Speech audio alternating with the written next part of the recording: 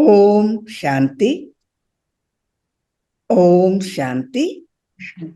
எல்லாருக்கும் வணக்கம். இன்றைக்கு நம்ம பிரம்ம பாபாவோட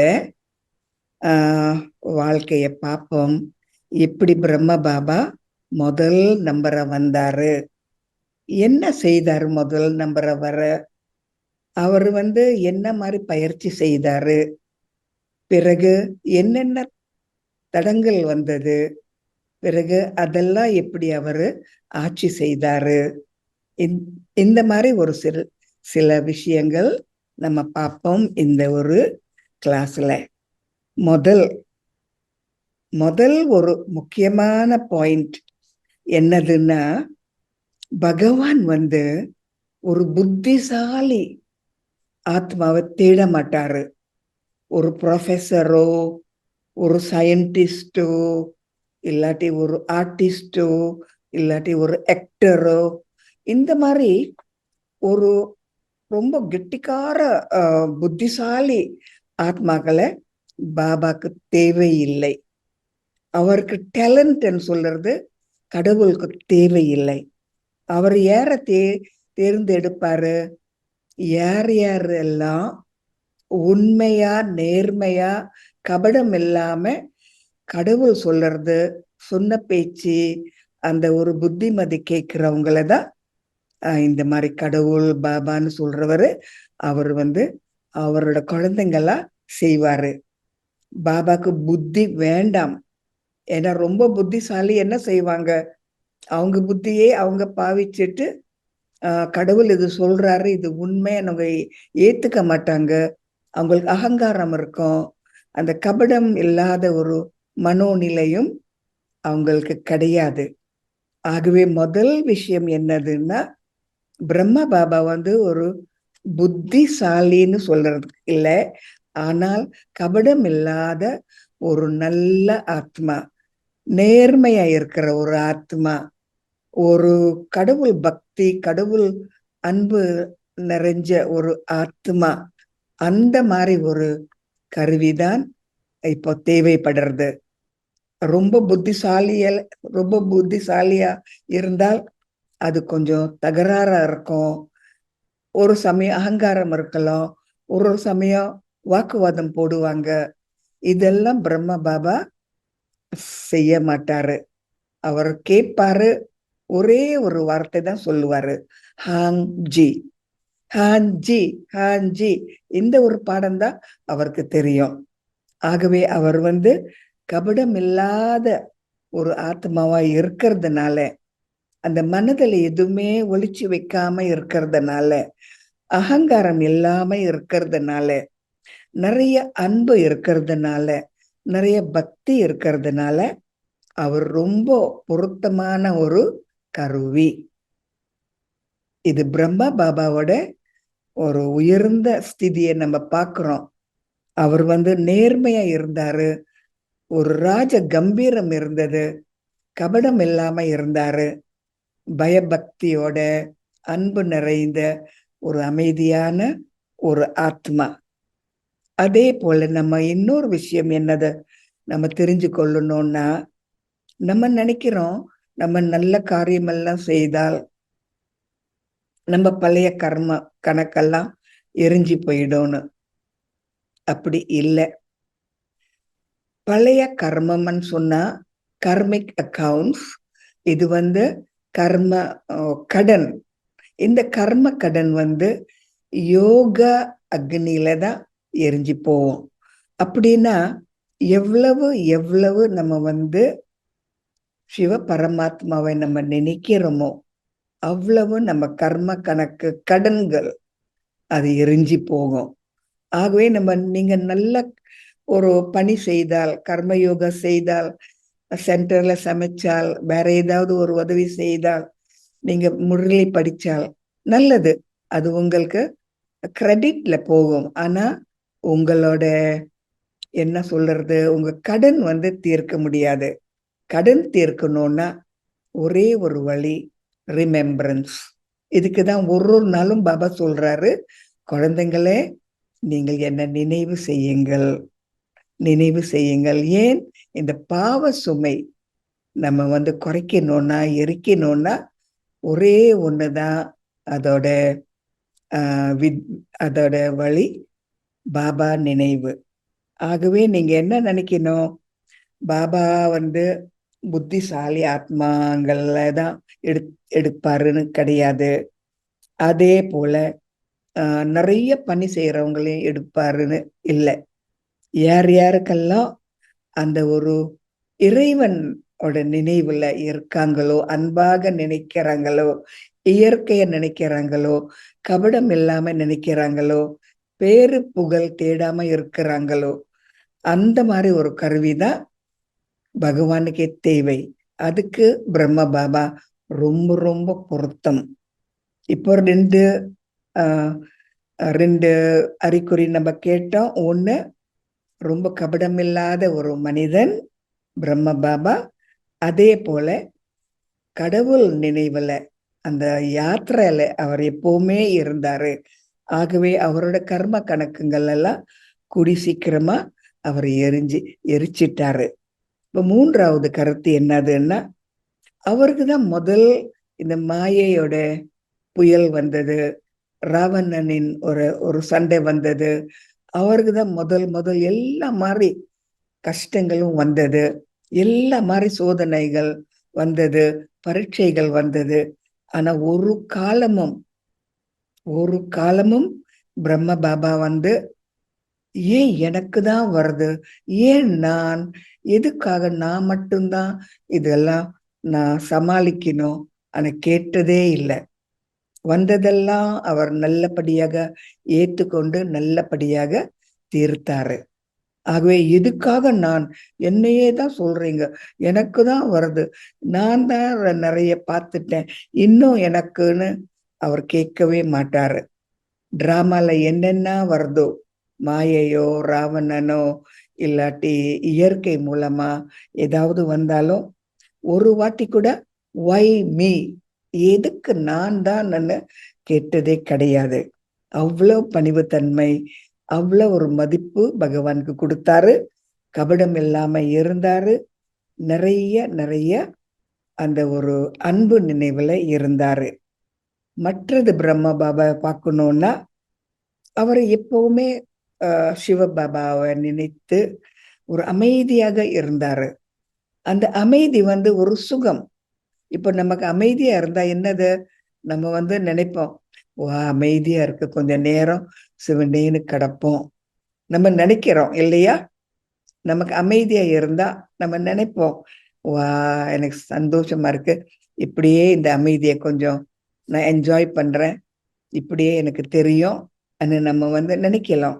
ஆனா பிரம்ம பாபா அவர் அமைதியா இருந்தாலும், எந்த ஒரு போர் அவருக்குள்ள இல்லாம இருந்தாலும், திருப்தியா இருந்தாலும், அவரோட ஸ்திதி அவர் என்ஜாய் பண்ணுறது கிடையாது. அப்படின்னா என்னது, அவர் அமைதியா இருக்கிற பொழுதும் நான் சேவை செய்யணும், பாபாவை நினைக்கணும், ஏதாவது ஒரு பணி செய்யணும், மற்றவங்களை நான் பார்க்கணும், அவங்களுக்கு இந்த ஞானம் கொடுக்கணும், அப்படியே தான் நினைப்பாரு தவிர, எனக்கு அமைதியா இருக்க கொஞ்சம் நேரம் சிவனேன்னு கிடக்கிறேன், கொஞ்சம் ஓய்வு எடுக்கிறேன் இந்த அமைதியில சொன்னதே கிடையாது. ஆகவே அவரோட ஸ்திதி அமைதி ஸ்திதி, அன்பு நிறைந்த ஸ்திதிய அவர் கொஞ்சம் நின்னுட்டு அதை வந்து அவர் ரசிக்கிறது கிடையாது. இப்ப நான் அமைதியா இருக்கேன், கொஞ்சம் ரசிக்கிறேன் இந்த அமைதிய, எனக்கு அன்பு நிறைய இருக்கு, இதை ரசிக்கிறேன், எனக்குள்ள இருக்கிற அன்பு, அந்த மாதிரி அவர் வந்து நினைக்கிறது கிடையாது. ஒரு வினாடியும் அடுத்தபடி என்ன சேவை, யாருக்கு நான் ஞானம் கொடுக்கலாம், என்ன பணி செய்யணும், எங்கே போகணும், இதேதான் சேவை சேவை சேவை. ஆகவே அவர் வந்து ஓய்வு எடுக்கிறது கிடையாது. நம்ம வந்து ஒரு சமயம் நம்மள மெடிடேஷன் செய்தா கொஞ்சம் அமைதியா இருந்தா, தனியா இருந்து எங்கேயாவது உட்கார்ந்து அந்த அமைதியை நம்ம ரசிப்போம், நமக்குள்ளேயே நம்ம ரசிப்போம். அந்த மாதிரி பிரம்ம பாபா செய்யறது கிடையாது. அவர் நேரத்தை வீணாக்குறது இல்லை. ஆகவே நம்ம கூட ஒரு சமயம் அந்த மாதிரி அமைதியா இருந்தா, சந்தோஷமா இருந்தால், அது கூடி சீக்கிரமா மற்றவங்களுக்கு நம்ம பரிமாறலாம். அமைதியா பேசலாம், சந்தோஷமா கேட்கலாம், அப்படி. சரியா? ஆகவே அவரோட ஸ்திதி, மனோஸ்திதி அவர் என்ஜாய் பண்றதில்ல. அது மட்டும் கிடையாது, பிரம்மா பாபாவுக்கு நிறைய ஞானம் முதல் அவருக்கு தான் புரிஞ்சது. அந்த ஞானம் ஒரு அழகான ஒரு ஞானம், நிறைய சக்தி கொடுக்கும், நிறைய அனுபவமும் கொடுக்கும் அந்த ஞானம் மூலமா. ஆனால் அந்த ஞானத்தை பிரம்ம பாபா ஒரு காலமும் அதை ஒரு ஆயுதமா வச்சுட்டு யாரையும் அவர் திருத்துறது கிடையாது, திருத்துறது இல்லை. நீதான் முரளி கேட்டு இன்னைக்கு என்ன செய்யணும்னு உனக்கு தெரியாதா? அந்த மாதிரி ஞானத்தை ஒரு ஒரு ஆயுதமா அவர் பாவிக்கவே மாட்டாரு. ஞானம் ஞானம், ஆயுதம் ஆயுதம். ஞானம் ஆயுதமா மாறிட்டால் இது ஹிம்சை. இந்த பாபா இது இப்படி சொன்னாரு, உனக்கு புரியலையா, நீ கேட்கலையா, அப்படி சொன்னா அந்த ஞானம் ஒரு ஆயுதமா மாறிவிடும். அங்கே ஒரு ஹிம்சை இருக்கு, அங்கே ஒரு வெறுப்பு இருக்கு, அங்கே ஒரு அகங்காரம் இருக்கு.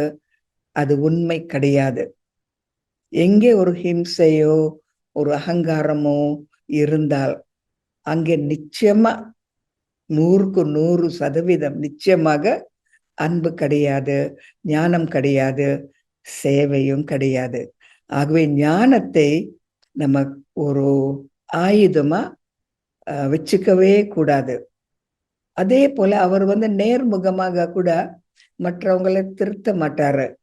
அவர் சிரிச்ச முகத்தை மூலமாவே ஏதோ ஒண்ணு சொல்லுவாரு, ஒண்ணு சொல்லாம அவரோட திருஷ்டி மூலமாவே மற்றவங்களை திருத்துவாரு. ஆனால் வாய் மூலமா, பேச்சு மூலமா அவர் ரொம்ப கொஞ்சம்தான் மற்றவங்களோட தவறை அவர் திருத்துவாரு. இது பிரம்மா பாபாவோட பணிவு தன்மை, பிரம்மா பாபாவோட அன்பு, பிரம்மா பாபா தந்தை. அந்த தந்தையோட அறிகுறி என்ன? குழந்தைகள் குழப்படி செய்யலாம், தவறு செய்யலாம், ஆனா ஏச மாட்டாங்க. மன்னிச்சுட்டு இனிமே செய்யாதேன்னு கண்ணு மூலமாவே சொல்லுவாங்க, திருஷ்டி மூலமா சொல்லுவாங்க, அவங்க அன்பு மூலமா காட்டுவாங்க. பிரம்மா பாபா யாரு? நமக்கு தந்தை. அவர் திருத்த மாட்டாரு. அன்பேதான் ஒரு பாடம். இன்னும் ஒரு ரொம்ப முக்கியமான ஒரு விஷயம் உங்களோட நான் பேசணும்னா, இப்போ எப்படி அவர் 1வது நம்பரை வந்தாரு? அவர் ஒரு காலமும் நான் தான் முதல், என்னதான் கடவுளே பகவானே தேர்ந்தெடுத்தாரு, நான் தான் அவரோட புத்திரன், நான் தான் முதல் நாராயணனை வருவேன், நான் தான் இத்தனை வருஷமா இந்த ஞானத்துல இருக்கேன்னு ஒரு காலமும் அவரோட சீனியோரிட்டி இத்தனை வருடம் இருந்தாரு. அது எடுத்து காட்டவே இல்லை. நான் சீனியர், இத்தனை வருஷம் இருந்தேன், இவ்வளவு அனுபவம் இருக்கு, கடவுளும் என்கிட்ட இப்படி சொன்னாரு, இது எனக்கு தெரியும், இப்படி நான் செய்திருக்கேன், நான் காட்டியிருக்கேன், நான் சமாளிச்சேன், நான் செய்திருக்கேன், இதோ எல்லாம் நீங்க பார்க்கல உங்க கண்ணு முன்னாலேயே நான் என்னென்னலாம் சாதிச்சேன்னு அப்படி ஒரு காலமும் அவர் சொன்னதே கிடையாது. எதுக்காக அப்படி சொல்றது கிடையாதுன்னா, எப்பொழுது நான் செய்தேன், நான் சீனியர், எப்பொழுது நான் சொன்னா அங்கே பகவான் போயிடுவாரு, அங்க இருக்க மாட்டாரு. நான் இருக்கிற பொழுது ஏன் பகவான் இருக்கணும்? நான் போயிட்டால் பகவான் வருவாரு. நானும் பகவானும் ஒன்னா இருக்கலாமா? முடியவே முடியாது. ஏன்? பகவான் தந்தை, நான் குழந்தை. ஏன்? பகவான் டீச்சர், நான் மாணவர். ஆகவே எப்பொழுது பிரம்ம பாபா வர்றாரோ அப்ப நான் என்னோட எனக்குன்னு பிரம்ம பாபா சொன்னதே கிடையாது. பிரம்ம பாபா மாயமா ஒளிஞ்சுக்குவாரு, மாயமா தூரமா இருந்துடுவாரு, பற்றற்ற நிலையில இருப்பாரு, பார்வையாளரா இருப்பாரு. ஆனால் பக்கத்தில் நின்று என்னையும் பாருங்க, நானும் பகவானும் ஒண்ணு. அப்படி ஒரு வாட்டியும் அந்த ஒரு அகங்காரமோ அந்த ஒரு பெருமையோ அவர் காட்டினதே கிடையாது. ஆகவே நம்ம என்ன சொல்லலாம், அவருக்குன்னு ஒரு சொந்த பட்டம் வேணும், பதவி வேணும், பேரு வேணும்னு அவர் தேடினது கிடையவே கிடையாது. எப்பவுமே மற்றவங்க தான் எனக்கு மேல கெட்டிக்காரங்க, மற்றவங்களுக்கு தான் எனக்கு மேல நல்ல இந்த ஞானம் சொல்ல முடியும், மற்றவங்க தான் முதல், நான் பின்னால. அப்படிதான் அவர் வந்து மற்றவங்கன்னு இந்த மாதர்களை அவர் முன்னுக்கு வச்சாரு. அப்படி முன்னுக்கு வச்சதுனால அவர் நம்பர் 1 வந்தாரு. ஆகவே நம்ம என்ன நினைக்கணும், நம்மளும் இங்க படிக்கிற பொழுது நானு எனக்கு நம்ம தேடிக்கிட்டே இருந்தா அது கடைசி வரைக்கும் நம்ம தேடிக்கிட்டே இருப்போம். இப்போ நான் போய்விட்டால் அங்கே பகவானே வந்து நமக்கு உதவி செய்வாரு. பகவான் கரவன்ஹார், கரண் கரவன்ஹார், நேர்முகமாகவும் செய்வாரு, நம்ம மூலமாவும் செய்ய வைப்பாரு பாபா. ஆகவே நான் எனக்கு என்னுடையது அந்த அந்த ஒரு காட்டவே கூடாது. ஆகவே அவர் வந்து அவ்வளவு பணிவு தன்மையா இருந்தாரு. அதே போல நான் முதல் சொன்னேன், அப்பா குழந்தை, டீச்சர் மாணவர், அவ்வியக்தம் மாறின ஒன்னேதான். அவ்வியக்தம் மாறின ஒண்ணு 69க்கு அப்புறம்தான் பிரம்ம பாபா சிவபாபாக்கு ஒரு சிநேகிதரா மாறினாரு. கம்பேனியன். ஆங்கிலத்துல நம்ம என்ன சொல்றோம், companion, combined form, companionship, companion சொன்னா ஒரு சிநேகிதர், சரி சமமான சிநேகிதர். கை பிடிச்சிட்டு ஒன்னா நடக்கலாம், ஒன்னா இருக்கலாம், ஒன்னா வரலாம், ஒன்னா எல்லாம் சாதிக்கலாம். அதுக்கப்புறம்தான் அவ்வியக்த ஆன ஒண்ணுதான். அதுக்கு முந்தி மகன், புத்திரன், அரசகுமாரன். அதுக்கப்புறம் நான் ஒரு படிக்கிறேன் ஸ்கூல், நான் ஒரு மாணவன், அப்படி இருந்தாரு. ஆகவே நீங்க வந்து நினைக்கணும், நான் வந்து கடவுளுக்கு சரிசமமா வந்துட்டு கடவுளுக்கு நான் ஒரு சிநேகிதன் நினைக்காதீங்க. முடிகிற வரைக்கும் இன்னும் படிங்க, முடிகிற வரைக்கும் இன்னும் அப்பா அப்பான்னு பாபா கிட்ட போங்க.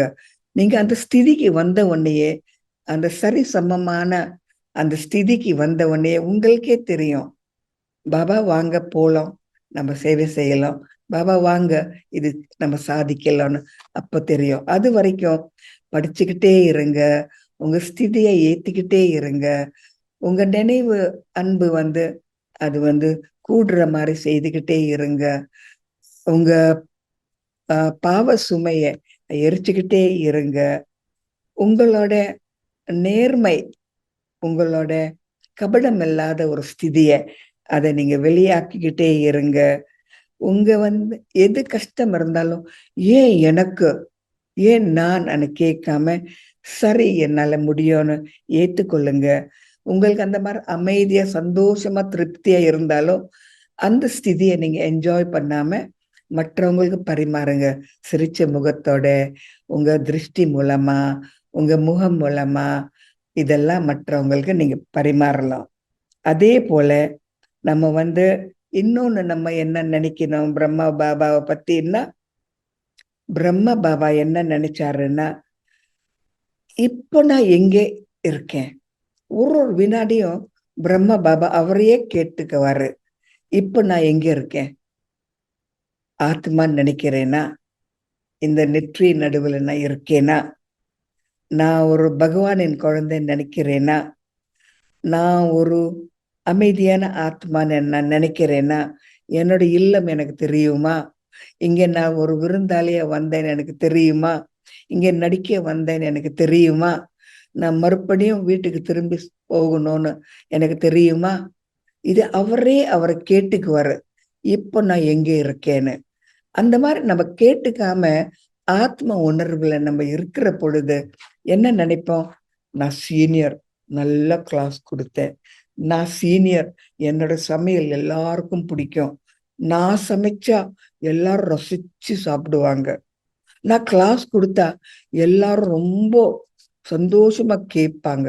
நான் வந்துடும். ஆகவே அவரை கேட்டுக்கிட்டாரு. இப்ப நான் எங்க இருக்கேன்? இப்ப நான் என்ன செய்யறேன்? இப்ப நான் பாபாவோட சேவை செய்யறேனா? இப்போ என்னை பத்தி எனக்கு தெரியுமா? இப்போ நான் படிக்கிறேன்னு நான் உணர்றேனா? என்னோட இல்லம் அங்கேன்னு எனக்கு தெரியுமா? இல்லாட்டி இந்த பூமியில இது என்னோட வீடு, என்னோட கார், என்னோட குடும்பம் நான் நினைக்கிறேனா? நான் எங்க இருக்கேன் இப்போ? இப்போ நான் எங்க இருக்கேன்? அது மறுபடியும் நம்மளும் நம்மளை கேட்டுக்கொள்ளணும்.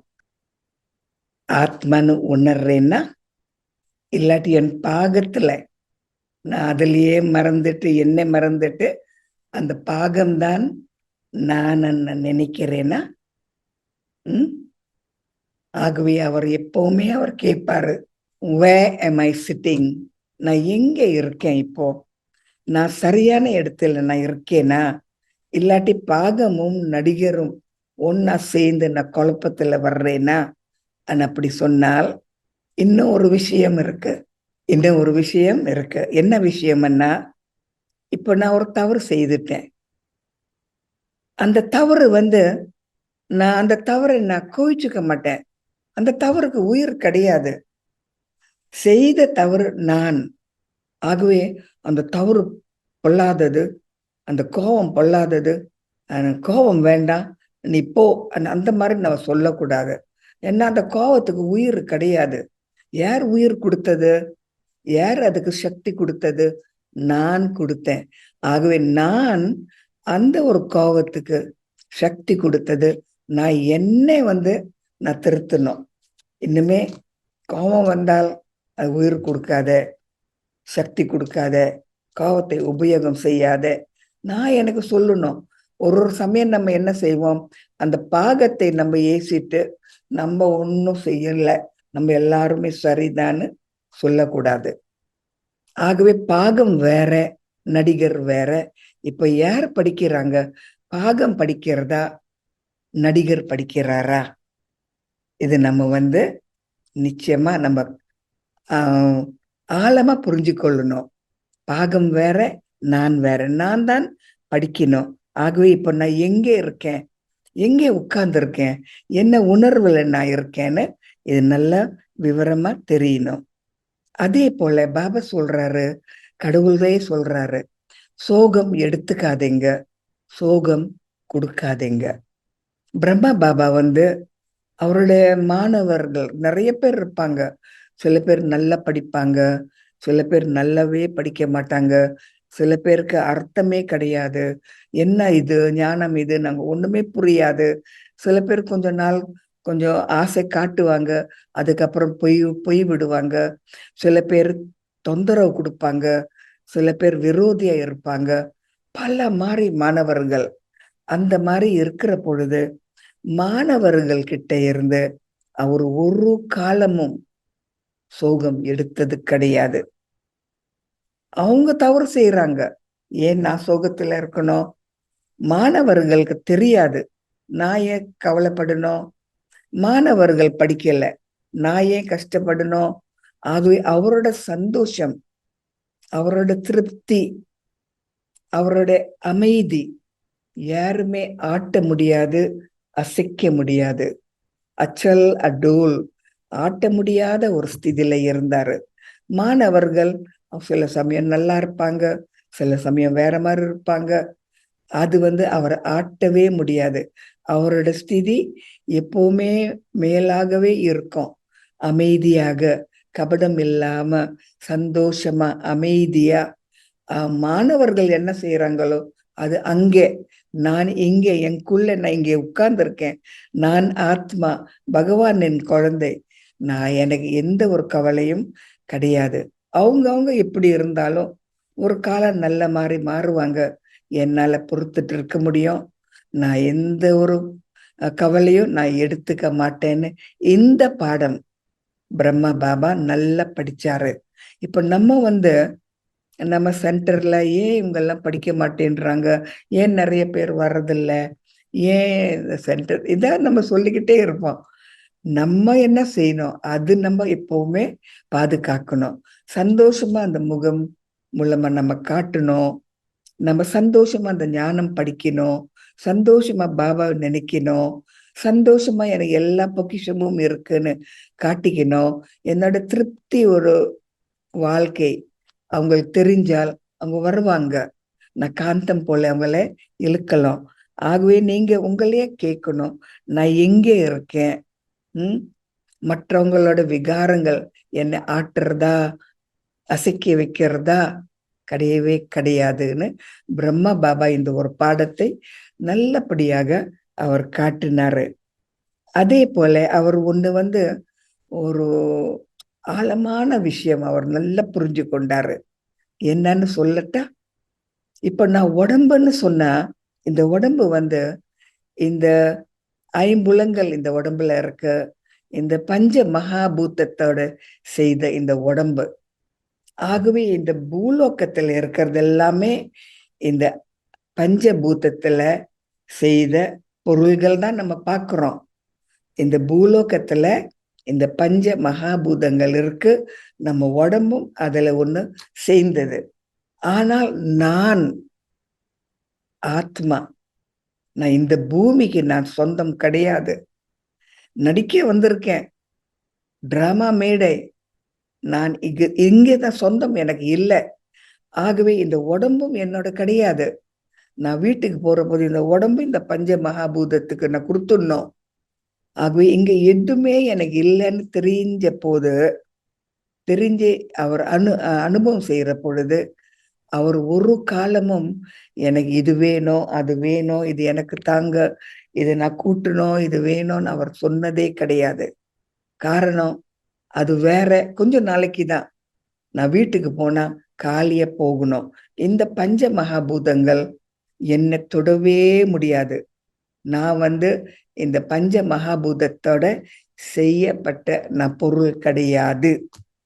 நான் ஆத்மா புள்ளி வடிவம், ஒரு சக்தி வாய்ந்த ஒரு புள்ளி வடிவம். நான் இறைவனுக்கு சொந்தம். அதுதான் என்னோட இல்லம். எங்க அப்பா அங்க இருக்காரு, நான் அங்கே போகணும். இங்கே எனக்கு ஒரு சம்பந்தம் கிடையாது. நடிக்க வந்தேன். இங்கே நான் ஒன்றும் என்னோட நான் எடுத்துக்க முடியாது. நடிக்க வந்தேன். இது கொஞ்ச நாளைக்கு எனக்கு தெரியும், எனக்கு புரியும்.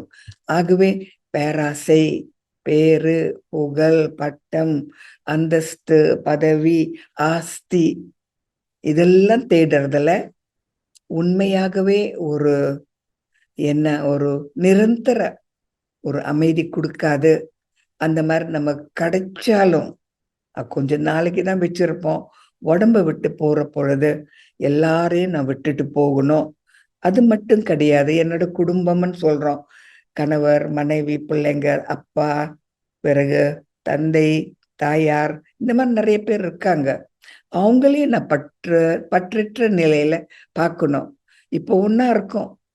அப்ப நம்ம வெவ்வேறு நடிகர்கள், வெவ்வேறு இடத்துல போயிடுவோம், பிரிஞ்சிடுவோம். பற்று வேண்டாம்.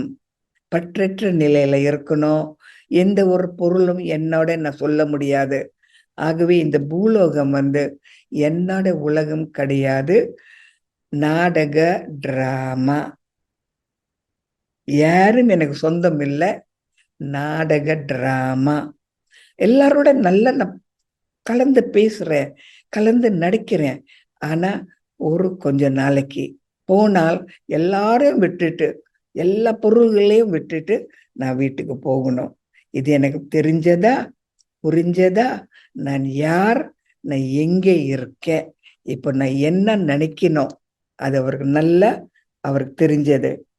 அதே போல அவர் இந்த எந்த ஒரு இந்த டிராமால பல மாதிரி காட்சிகள் வர்றோம்.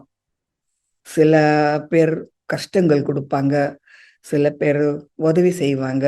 இந்த மாதிரி காட்சிகள் வர்ற பொழுது நம்ம ஒரு சமயம் நம்ம நினைக்கலாம், ஐயோ இந்த பிகே, இந்த ஒரு ஆத்மா, இந்த மாணவர் எனக்கு நிறைய கஷ்டம் கொடுக்கறாங்க, வேற சென்டருக்கு போயிட்டா எனக்கு அமைதி. நம்ம நினைக்கலாம்.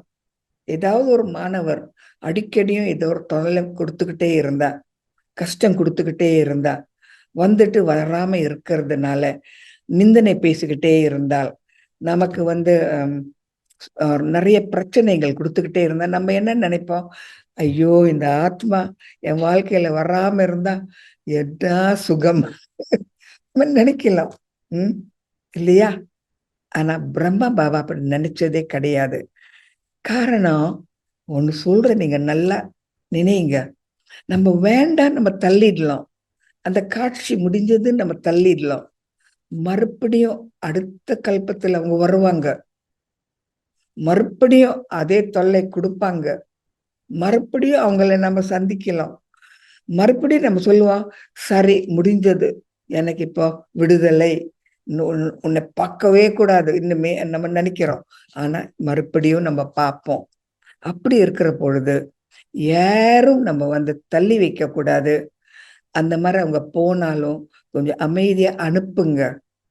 அப்ப மறுபடியும் நம்ம அவங்கள பார்க்கிற பொழுது அவங்க தொந்தரவு கொடுத்தாலும் நம்ம மறுபடியும் அவங்கள அமைதியாக அனுப்பிடுவோம். அப்பா முடிஞ்சது, தொல்லை எனக்கு இல்லை, எனக்கு விடுதலை அன்னு சொல்லாம, சரி இது கொஞ்ச நாளைக்கு எனக்கு அமைதி, அந்த ஆத்மா அந்த அதோட பாகம் அது நடிச்சது சரி, எனக்கு புரியறது. அந்த ஆத்மாக்கு பேரு வேணும், புகழ் வேணும், என்ன ஆட்டி வைக்க பாக்குறது எனக்கு தெரியும். ஆனா அதோட பாகம் விட்டு விடுறேன். நான் வந்து புரிஞ்சு கொண்டு யார் எனக்கு தொந்தரவு கொடுத்தாலும் விட்டு விடணும். ஏன்னா யாரும் சக்தி எனக்கு வேணும்னு கேட்க முடியாது, பதவி வேணும்னு கேட்க முடியாது, நிறைய ஞானம் வேணும்னு கேட்க முடியாது, சீனியரை மாறணும்னு கூட கேட்க முடியாது. அவங்க மனோஸ்திதி, ஆத்மஸ்திதி எப்படி இருக்கோ அது அவங்களுக்கு நிச்சயமா கிடைக்கும். யாரும் கொடுக்காம இருந்தாலும் டிராமா அவங்களுக்கு கொடுக்கும். நம்ம வந்து பறிக்க முடியாது. ஒரு சக்தியோ, ஒரு பதவியோ, ஒரு ஏதாவது நம்ம வேணும்னா அதை நம்ம பறிக்க முடியாது. டிராமா கொடுக்கும், நம்ம கர்மம் கொடுக்கும், நம்ம நல்ல எண்ணங்கள் கொடுக்கும். அது எனக்கு கிடைக்கலன்னா நீங்க தேடுனா மற்றவங்களோட சண்டையில தான் நீங்க நிப்பீங்க. உரிமை கிடையாது, தகுதி கிடையாது. நீங்க வந்து தேடுறீங்க பேரு புகழ் இந்த மாதிரி. அப்ப நம்ம வந்து என்ன செய்யணும்? பிரம்ம பாபா என்ன செய்தாரு? எனக்கு எதுவுமே வேண்டாம், நான் இந்த பூலோகத்துல எனக்கு எந்த ஒரு சம்பந்தமும் கிடையாது, பேரும் வேண்டாம், புகழும் வேண்டாம், சக்தியும் வேண்டாம். கொஞ்ச நாளைக்கு நடிக்க வந்தேன், மானம் மரியாதையை நான் காப்பாத்திட்டு என்னோட பெயரை நான் சந்தோஷமா போறேன். எனக்கு எப்பவுமே திருப்தி. இன்றையோட முரளியில அந்த கேள்வியில யாரோ அந்த கேள்வியில என்ன கேள்வின்னா, நீங்க சந்தோஷமா இருக்கீங்களா, திருப்தியா இருக்கீங்களான்னு அந்த கேள்வியில இன்றையோட முரளியில யாராவது கேட்டால் நீங்க என்ன சொல்லணும்? இத்தனை நாளும் நான் தேடின பகவான், தேடிக்கிட்டே இருந்தேன் எத்தனையோ ஜென்மத்துக்கு, எனக்கு கிடைச்ச உடனே, பார்த்த உடனே, அனுபவம் பண்ணின உடனே இன்னும் எனக்கு என்ன குறை? அந்த பகவானை நான் கண்டு கொண்டேன், இன்னும் எனக்கு என்ன குறை? அப்படிதான் நம்ம நினைக்கணும். நம்ம வந்து பறிக்க முடியாது ஒருத்தரோட பதவிய, ஒருத்தரோட ஆஸ்தி கர்மத்தை பறிக்க முடியாது. அவங்கவுங்க பாகம் அவங்க வந்து மரியாதைய நடந்து கொண்டால்தான் அவங்களுக்கு ஒரு நல்ல பேரு. இல்லாட்டி நம்ம இந்த பிரம்மகுமாரிஸ்ல நான் யார், நான் என்ன நடிக்கணும், எவ்வளவு நடிக்கணும், எப்படி நடிக்கணும், இதேதான் நம்ம படிக்கிறோம். நம்ம தவறாக நம்ம நடிச்சால் நம்ம கர்மமே நமக்கு வந்து ஒரு விரோதிய மாறிவிடும்.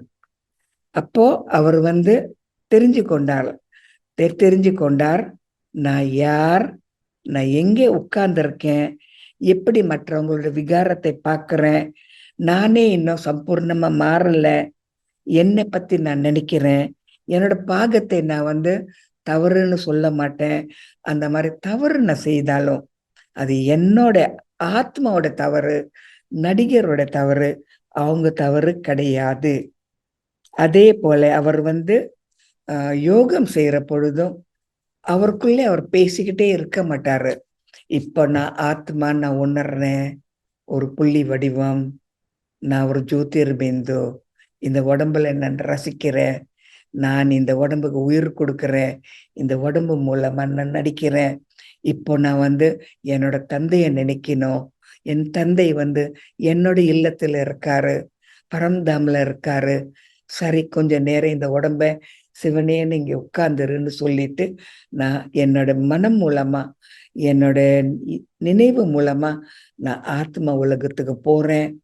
இப்போ நான் பறக்கிறேன், மேலாக போறேன், ஆத்ம உலகத்துக்கு போய் நான் சேர்ந்தாச்சு. பாபாவை பார்க்கிறேன், பாபாவோட துல்லிய அதிர்ச்சிகளை நான் எடுத்துக்கிறேன். சந்தோஷமா இருக்கு, திருப்தியா இருக்கு, நான் நிரப்பி இருக்கேன். இந்த மாதிரி எல்லாம் உங்களுக்குள்ளேயே நீங்க உங்களுக்கு பேசாதீங்க. ஏன்னா நீங்க பேசிக்கிட்டே இருந்தா அனுபவம் கிடையாது. பேச்சை நிப்பாட்டிட்டால் அனுபவம் கிடைக்கும். பேசிக்கிட்டே அனுபவம் கிடையாது. ஆகவே நீங்க என்ன செய்யணும்னா, நான் அந்த இல்லத்தின் நிவாசி, அப்பா அங்க இருக்காரு, நான் அங்க போயிட்டு அப்பாவே பார்த்துக்கிட்டே இருக்கேன், வேற ஒன்றும் செய்ய வேண்டாம், பார்த்துக்கிட்டே இருக்கேன். பார்த்துக்கிட்டே இருக்கிற பொழுது ஏதோ ஒன்று எனக்குள்ள நடக்கிறது, ஏதோ ஒரு சக்தி எனக்குள்ள வர்ற மாதிரி எனக்கு உணர்றது. பேசாம பார்த்துக்கிட்டே இருக்கேன், நான் நினைக்கிறது இல்லை என்ன எனக்குள்ள வர்றது, என்ன எனக்கு கொடுக்குறாரு, அமைதியா சந்தோஷமா, இது என்ன நான் நினைக்க தேவையில்லை. அது வர்றது, அதை சாப்பிட்டுக்கிட்டே இருங்க, ரசிச்சுக்கிட்டே இருங்க, குடிச்சுக்கிட்டே இருங்க, எடுத்துக்கிட்டே இருங்க. எந்த ஒரு பேச்சு மூச்சு வேண்டாம். அனுபவம், அனுபவம். கொமெண்ட்ரி ஒண்ணு கொடுக்காதீங்க, உங்களுக்கே நீங்க கொடுக்க கூடாது. ஆகவே ஆத்ம உலகத்தில் இருக்கேன், பாபா முன்னுக்கு இருக்கேன், சரி. இப்ப நான் இருக்கேன், பாபா இருக்காரு, ஆத்ம உலகம். என்ன பேச்சு இருக்கா? இல்ல. நான் என்ன செய்யணும்? மௌனமா இருக்கணும், ஆடாம அசையாம இருக்கணும், பாபாவை பார்த்துக்கிட்டே இருக்கணும். அப்பாவும் குழந்தையும் ஒன்னா சேர்ந்து இருக்காங்க, டீச்சரும் மாணவரும் ஒன்னா வந்திருக்காங்க, சிநேகிதரும் ஒன்னா சேர்ந்தாச்சு.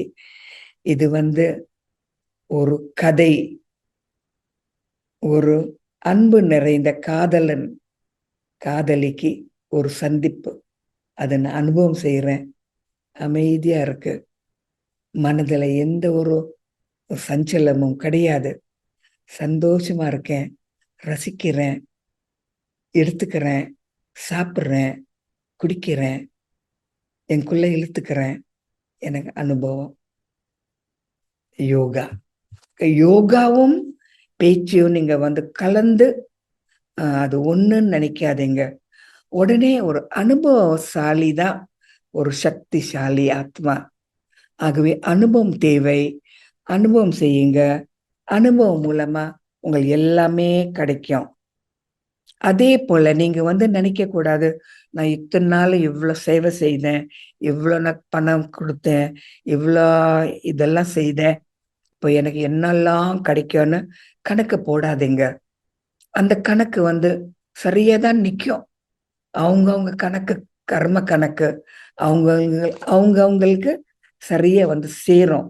ஆகவே நீங்க எதிர்பார்க்காதீங்க.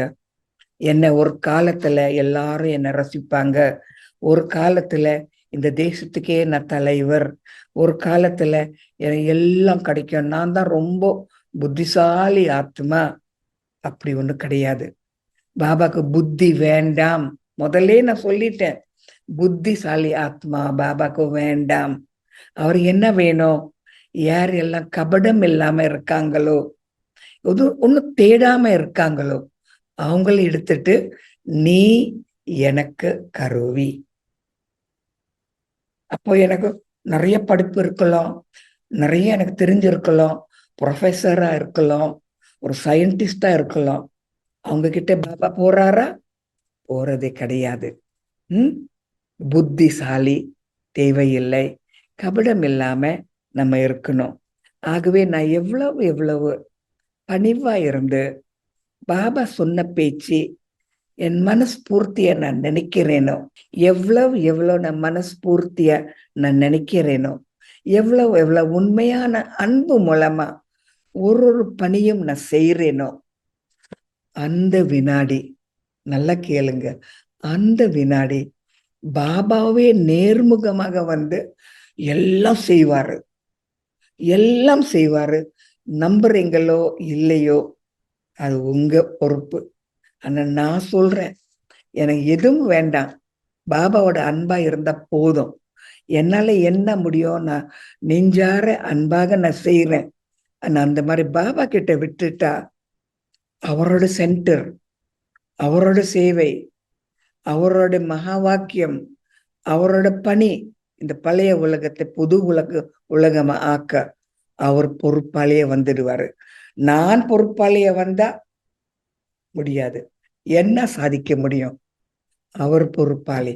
அவ எவ்வளவு எவ்வளவு நான் வந்து பேரு புகழ் இந்த மாதிரி நான் வந்து விலகி இருக்கேனோ, யாருக்குமே என்னை பத்தி தெரியாதோ, எவ்வளவு நான் வந்து தூரமா இருக்கேனோ அவ்வளவு அவ்வளவு பகவானே வந்து நேர்முகமாக கரண் கரவன் ஆர் அவர் என்ன செய்ய வைப்பாரு. அவரும் கரவன்ஹார், அவரும் செய்வாரு. கரவன்ஹார் செய்வாரு, கரண் கரவன்ஹார் என் மூலமா செய்ய வைப்பாரு. நம்ம படிச்சோம் தானே, இந்த வார்த்தைகள் யூஸ் பண்றோம் தானே, அது உண்மையா இல்லையான்னு நீங்க நல்லா புரிஞ்சு கொண்டால் உங்களுக்கு அந்த ஒரு அனுபவம் உங்களுக்கு கிடைக்கும். அது மட்டும் இல்ல, அவர் ஒரு காலமும் அவர் நினைக்கல நான் நல்ல யோகிய வரணும், அப்படி ஒண்ணும் இல்லை.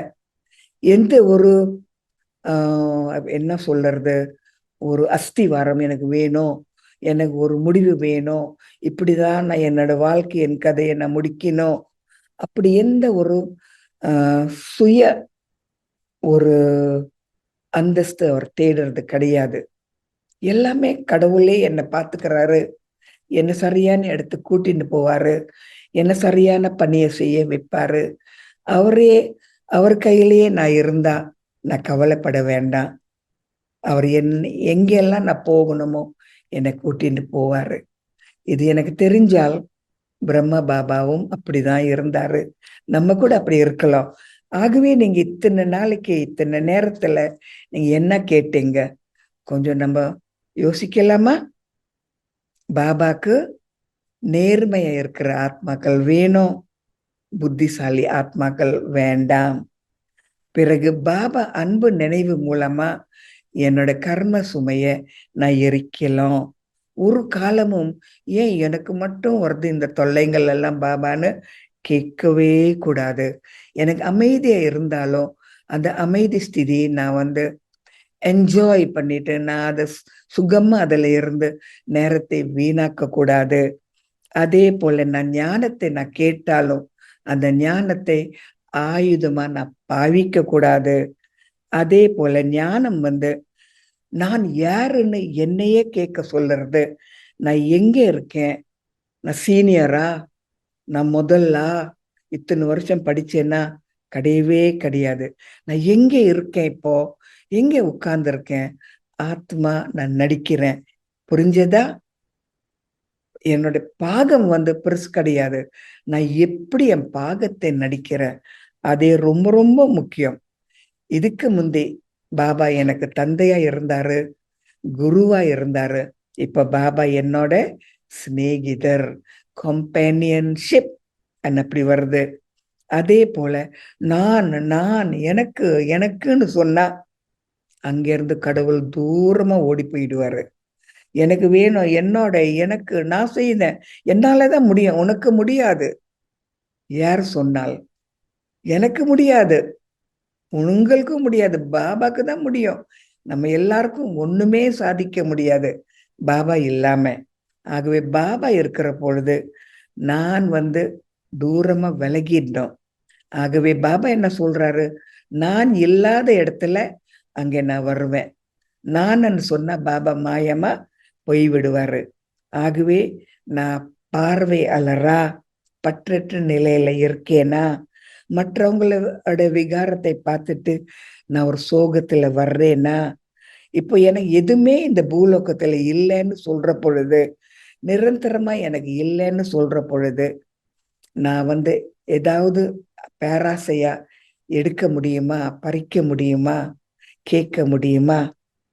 அதே போல நான் எப்பவுமே யாரை பார்த்தாலும் அப்பா போய்விட்டாங்க, ஒரு தொல்லை முடிஞ்சது சொல்லாம அந்த மாதிரி தொல்லை கொடுக்கறவங்களையும் நல்லபடியாக அனுப்புங்க. காரணம் மறுபடியும் மறுபடியும் அவங்கள நம்ம இந்த டிராமால சந்திப்போம். இந்த டிராமால இல்லாம இருந்தாலும் வேற டிராமால சந்திப்போம். இந்த உடம்புல இல்லாம இருந்தாலும் வேற உடம்புல நம்ம சந்திப்போம். அதே போல நம்ம கர்மாவை கட்டி வைக்க கூடாது. எல்லாருக்கும் விடுதலை கொடுத்துடுறோம், மறுபடியும் நம்ம சந்திப்போன்னு. ஆகவே நான் தான் சரி, எனக்கு தான் தெரியும்னு எனக்குள்ளே நான் கமெண்ட்ரி கொடுக்கவே கூடாது. எனக்கு தெரியும், ஆத்ம உலகத்துக்கு ஒரு வினாடியில் என்ன போயிடுவேன், அப்படி ஒன்றும் வேண்டாம். ஆகவே எனக்கு எதுவுமே வேண்டாம். பகவானே எனக்கு கிடைக்கிற பொழுது, உலகமே தேடுறது பகவானே எனக்கு கிடைச்சிருது. இன்னும் என்ன வேணும், என்ன தேவை சொல்லுங்க. அப்படித்தானே? நீங்களும் அப்படித்தான் நினைக்கிறீங்க. சரி, ரொம்ப நன்றி. ஓம் சாந்தி.